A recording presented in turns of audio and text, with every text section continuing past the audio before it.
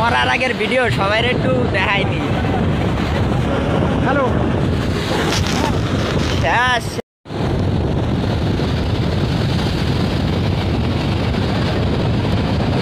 মরার আগের ভিডিও সবাই একটু দেখায়নি। হ্যালো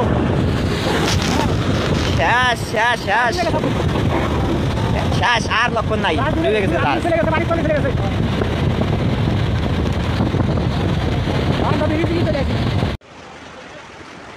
এই যে আমাদের প্রিমিয়ার 5 জাহাজটি উলানিয়া জমিদার বাড়ির সামনে আলীগঞ্জে যাওয়ার যে এই রাস্তাটা আছে ওখানে গ্যাজারিয়ে তারপরে তলে যাচ্ছে।